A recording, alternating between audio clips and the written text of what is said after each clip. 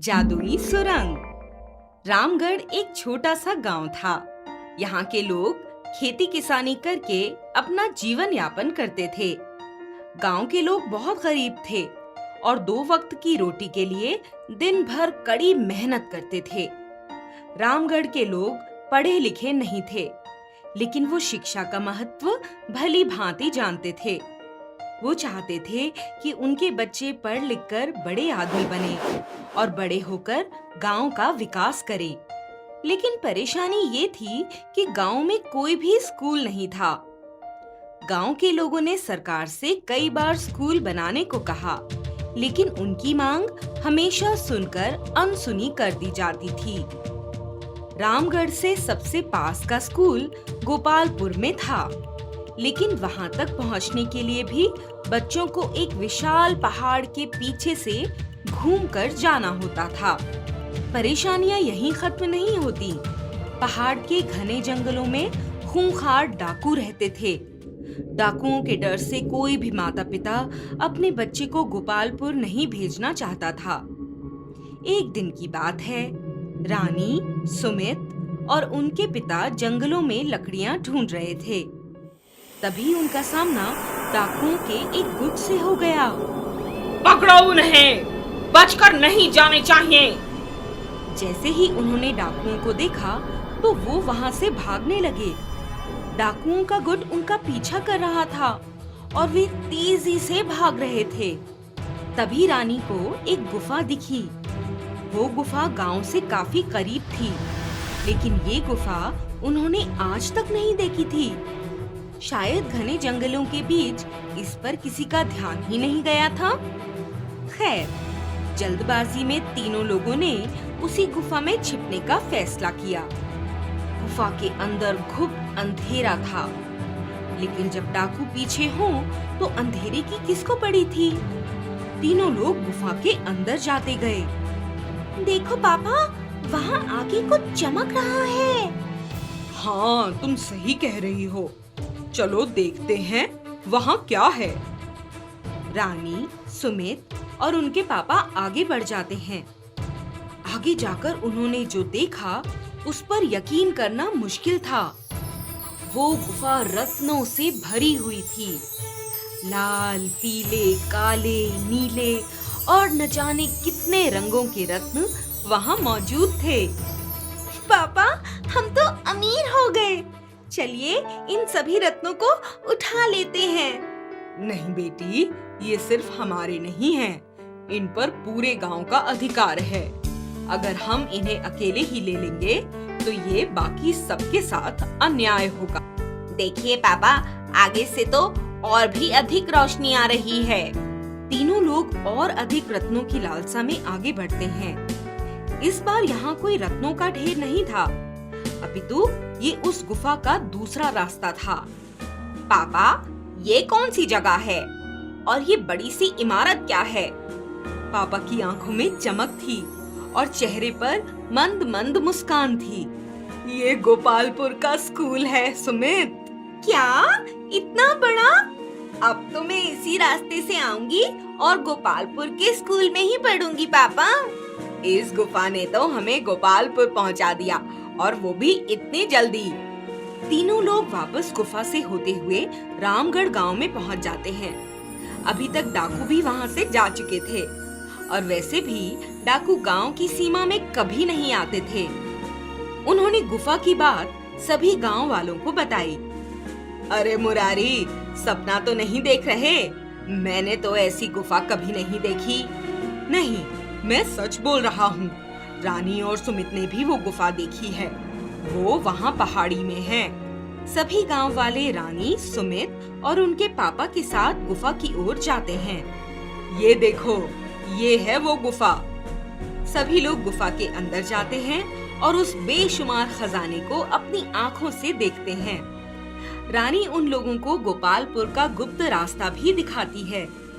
गांव वाले इन सभी रत्नों को उठाकर अमीर हो सकते थे, लेकिन ईमानदार गांव वाले इस गुफा की जानकारी सरकार को दे देते हैं। इस ईमानदारी के बदले उन्हें एक बड़ा इनाम मिलता है, और वो था गांव में ही एक स्कूल। सरकार ने कई सालों से उठती स्कूल की मांग को आखिरकार पूरा कर दिया था। अब गांव के सभी बच्चे स्कूल जाने वाले थे। सभी बच्चों में जैसे जश्न का माहौल था। इधर रानी और सुमित एक तरफ खड़े बातें कर रहे थे। सुमित, मैंने तो सोचा अब हम गोपालपुर के स्कूल जाएंगे, लेकिन अब तो हमारे ही गांव में स्कूल खुल जाएगा। अरे मेरी बहना, तू स्कूल जाने की तैयारी कर और ज्यादा मत सोच। सभी लोग जोर जोर से हंसने लगते हैं।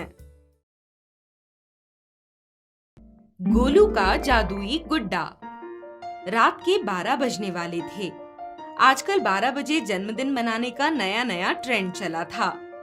गोलू अपने बिस्तर पर आराम से सो रहा था। तभी गोलू के पापा ने भी ठीक 12 बजते ही गोलू को नींद से जगाकर चकित कर दिया। Happy birthday to you. जैसे ही गोलू की नींद खुली, उसने देखा कि सामने टेबल पर एक छोटा सा स्ट्रॉबेरी केक और साथ में एक पीले कागज में लिपटा हुआ तोहफा रखा हुआ है। ये सब देखकर गोलू की नींद उड़ गई। वो पलंग से छलांग लगाकर केक की ओर बढ़ा और सबसे पहले केक काटकर उसने अपने पापा को खिलाया।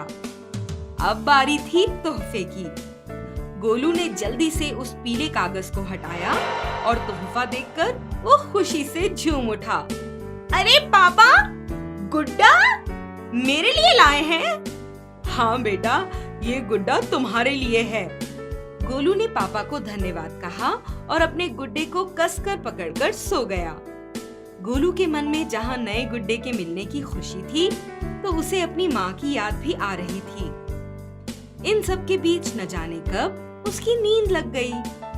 गोलू की माँ पिछले साल एक सड़क दुर्घटना में मारी गई थी। गोलू अक्सर अपनी माँ को याद करता और देर तक रोता रहता था। उसे अपनी माँ से बहुत प्यार था।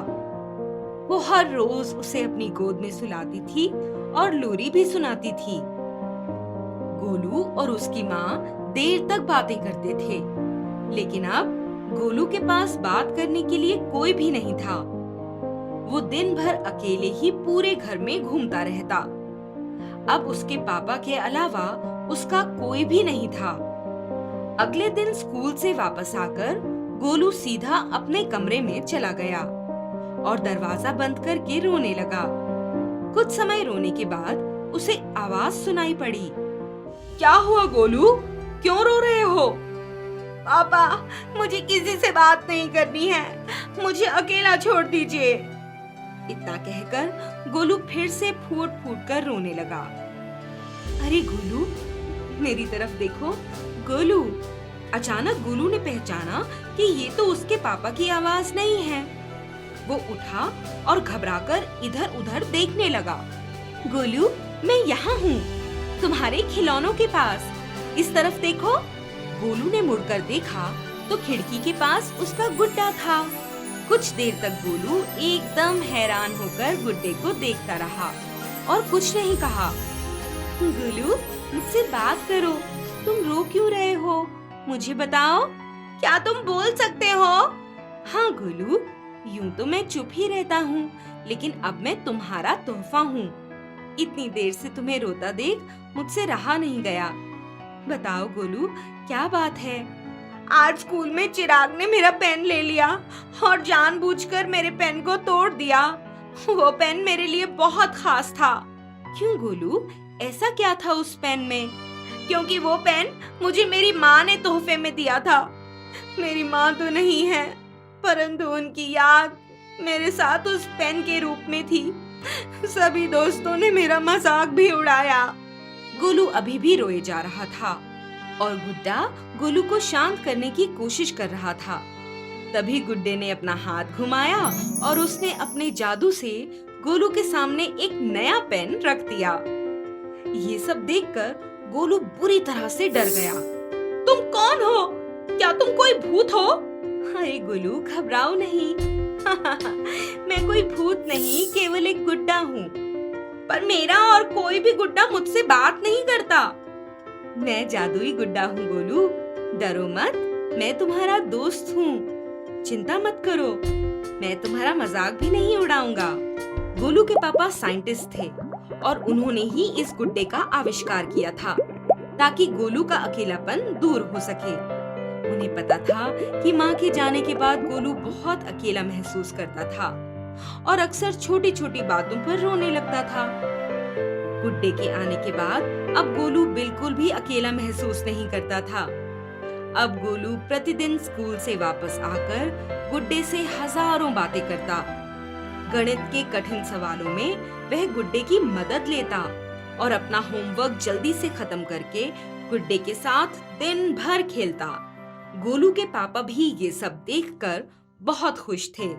गोलू को गुड्डे से लगाव होता जा रहा था। उसने नहीं सोचा था कि एक गुड्डा उसकी पूरी जिंदगी बदल देगा। जादुई गुड्डा गोलू को बिल्कुल उसकी माँ की तरह लोरी सुनाता था। तुम हमेशा मेरे साथ रहोगे ना?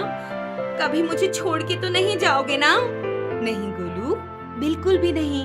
मैं हमेशा तुम्हारे ही पास रहूंगा।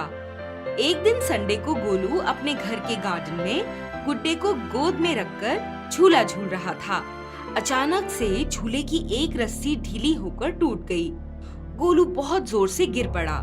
साथ ही में गिरा उसका गुड्डा भी। गोलू अपने गुड्डे के ऊपर जोर से गिरा था। गुड्डा 2 हिस्सों में टूट गया और गोलू की टांग भी बहुत गंभीर रूप से जख्मी हो गई। उसके पिता तुरंत उसे अस्पताल लेकर गए। गोलू के पैर में प्लास्टर लगा दिया गया। गोलू बहुत रोया। उसे पैर टूट जाने का जितना दुख नहीं था, उतना दुख उसे अपने गुड्डे के खोने का था। अब वो किसके साथ बात करेगा, किसके साथ खेलेगा? अस्पताल के बच्चों के वार्ड में प्लास्टर लगाए गोलू रोज गुड्डे को याद करता और अपने पिता का इंतजार करता। गोलू के पापा हमेशा उसके साथ नहीं रह पाते थे। वो हर रोज शाम के समय अपने बेटे से मिलने आते थे और गोलू के साथ ढेर सारी बातें करते थे। पापा, मेरा गुड्डा टूट गया, अब मैं क्या करूँगा? कोई बात नहीं गोलू, वो तो सिर्फ एक गुड्डा था। तुम परेशान नहीं होना। मेरे गुड्डे तो तुम हो, तुम्हें कुछ नहीं होना चाहिए बेटा। एक हफ्ते बाद गोलू अस्पताल से घर आ गया। घर आकर उसने सबसे पहले अपने गुड्डे को ढूंढा। गोलू ये उम्मीद लगाए हुए था कि शायद कहीं गुड्डे ने जादू से अपने आप को जोड़ लिया होगा और वो फिर से वापस आ गया होगा, लेकिन ऐसा नहीं हुआ। कुछ दिन घर पर आराम करने के बाद गोलू ने फिर से स्कूल जाना शुरू कर दिया। अरे गोलू, आज तुम आए हो। बहुत दिनों बाद तुम्हें देखकर बहुत अच्छा लगा। बहुत दिन हो गए हैं। मैंने तो सोचा तुम मुझे भूल गए होगे। कैसी बातें कर रहे हो? अभी भी मुझसे नाराज हो क्या? मुझे नहीं पता था कि वो पेन तुम्हारे लिए इतना अनमोल है। मुझे माफ कर दो। चिराग ने गोलू से माफी मांगी। वो गोलू के पेन को जोड़ तो नहीं सकता था, लेकिन उसने उस पेन का महत्व समझते हुए गोलू को वो वापस कर दिया। साथ ही वो गोलू के लिए एक नया पेन भी लाया था। चिराग और गोलू अब फिर से अच्छे दोस्त बन गए थे। अब स्कूल में धीरे धीरे गोलू एक बार फिर सभी से बात करने लगा। अब तो कोई बच्चा उसका मजाक भी नहीं बनाता था, लेकिन घर में अभी भी गोलू के साथ खेलने के लिए कोई नहीं था। घर आकर वो एक बार फिर उदास हो जाता और पापा के आने का इंतजार करने लगता। एक दिन शाम को जब पापा घर आए तो गोलू ने कहा, पापा, क्या आपको पता है चिराग ने मेरा पेन वापस कर दिया है और उसने मुझे नया पेन भी दिया। अब चिराग मेरा दोस्त बन गया है। आज तो मेरे सहपाठी भी मेरे साथ अच्छा व्यवहार कर रहे थे। और देखो पापा, मेरे दोस्तों ने मुझे काम पूरा करने के लिए अपनी किताबें भी दी हैं। शाबाश बेटा, मुझे तुम पर गर्व है। गोलू दौड़ता हुआ गार्डन में पहुंच गया। ये क्या पापा, नया झूला? अब तो मेरे दोस्त भी मेरे घर खेलने जरूर आएंगे। गोलू के पापा ने गार्डन में आज ही नया झूला लगवाया था। गोलू बहुत खुश हुआ। तभी उसने देखा झूले पर पीले रंग के कागज में लिपटा हुआ एक डब्बा रखा था। ये देख गोलू तुरंत उसकी तरफ भाग कर गया। पापा एक तरफ खड़े खड़े देखते रहे। बिना कुछ कहे गोलू ने जल्दी से डब्बा खोला। गुड्डा, नया गुड्डा। पापा! गोलू दौड़कर पापा के पास आया और पापा ने उसे गोद में उठाकर गले से लगा लिया।